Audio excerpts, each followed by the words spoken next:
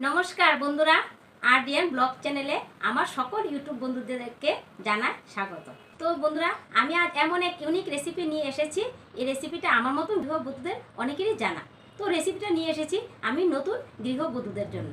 আমার সেই ভিডিওটা আপনারা শুরু থেকে শেষ পর্যন্ত দেখতে থাকবেন। আশা করি আপনাদের খুব ভালো লাগবে। তো চলুন বন্ধুরা, দেরি না করে এখন ভিডিওটা শুরু করা যাক। রেসিপিটা হলো ঝাল টক। তো ঝাল টক আপনারা অনেকেই জানেন। তো আমি কিছুদিন আগে আমার চ্যানেলে দিয়েছি, তো ওটা দিয়েছি তেল দিয়ে ঝাল টক। আর আজ করব আমি তেল ছাড়া ঝাল টক। যারা আমার মতো এই দিনে টক খেতে ভালোবাসেন তাদের আশা করি ভিডিওটা খুব ভালো লাগবে। ভিডিওটা স্কিপ না করে দেখার অনুরোধ রইল। তো চলুন বন্ধুরা, দেরি না করে এখন আমার ভিডিওটা শুরু করা যাক। ঝাল টক করার জন্য আমার এখানে লাগবে, আমি আগে থেকে সব কিছু রেডি করে নিয়েছি। তো টমেটো আর মাছ, আর লাগবে কাঁচা লঙ্কা আর রসুন বাটা, আর এখানে নিয়েছি রাঁধুনি। এই রাঁধুনি আপনারা যে কোনো মুদির দোকানে কিনতে পাবেন। এই ঝাল টকের মধ্যে রাঁধুনি দিলে আলাদা খুব একটা টেস্ট, স্মেলও আসে, টেস্টও হয়। তো আমি তো এই টকটা এখন রান্না করব তেল ছাড়া। তো আপনারা দেখুন আমি কীভাবে রান্না করি। তো আমি ওভেনে একটা পাত্র বসিয়ে নিয়েছি।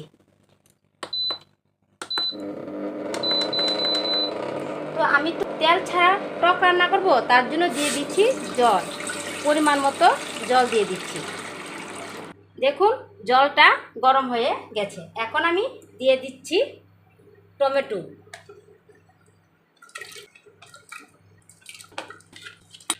আর দিয়ে দিচ্ছি মাছ, আর দিয়ে দিচ্ছি কাঁচা লঙ্কা, দিয়ে দিচ্ছি রসুন বাটা।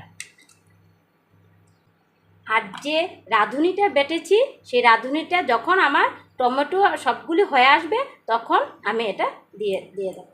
এখন আর দিচ্ছি না। আর দিয়ে দিচ্ছি স্বাদ মতো নুন। এখানে আমি 3 চামচ নুন দিয়েছি। আর দিয়ে দিচ্ছি কালারের জন্য হলুদের গুঁড়ো। দিয়ে সব উপকরণগুলি ভালোভাবে মিশিয়ে নিচ্ছি। মিশিয়ে একটা ঢাকনা দিয়ে ঢেকে দিচ্ছি তাড়াতাড়ি হওয়ার জন্য। বেশিক্ষণ লাগবে না, মিনিটখানেক হলে হয়ে যাবে। তো 1 মিনিট পর আমি আবার ফিরে আসছি। তো মিনিটখানেক হয়ে গেছে। এখন দেখছি ঢাকনাটা খুলে। তো দেখুন ঢাকনাটা খুলে দেখছি আর সব উপকরণগুলি কি সেদ্ধ হয়ে গেছে। তো এখন একটা ঘুটনির সাহায্যে এটাকে ঘুটে নেব। এখানে লঙ্কা আছে, মাছ আছে, টমেটো আছে, সবগুলি কিন্তু সুন্দরভাবে ঘুটে যাবে। আর নিয়েছি আমি এখানে তেঁতুল। আর তেঁতুলটা অনেক পুরানো হয়েছে, তার জন্য কালো হয়ে গেছে। এখন তেঁতুলটাকে আমি জল দিয়ে গুলে নিচ্ছি। তো বন্ধুরা, তেঁতুলটা কিন্তু কালো। তো তেঁতুলটা দিলে কালারটা কিন্তু কালো হয়ে যাবে। তো তেঁতুলটাও কিন্তু অপশনাল। তো যারা আমার মতন টক খেতে খুব পছন্দ করেন তারাই কিন্তু তেঁতুলটা দিতে পারেন। আর নতুন তেঁতুল হলে অল্প দিলেই হবে। আমারটা তো পুরান তেঁতুল, তার জন্য আমি বেশি দিয়েছি।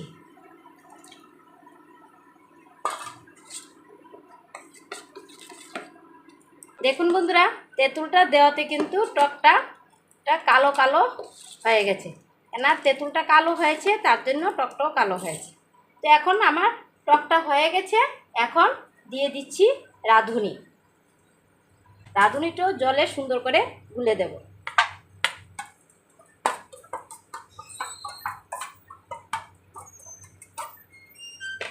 দেখুন রাঁধুনিটা এখন দিয়ে দিচ্ছি।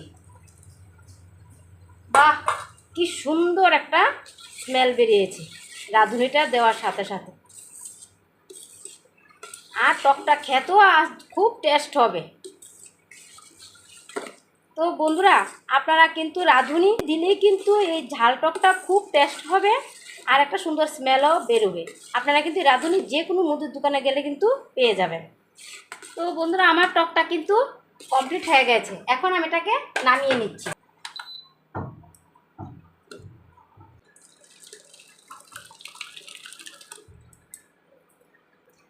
তো বন্ধুরা, আমার কিন্তু ঝাল টক রান্না কমপ্লিট হয়ে গেছে।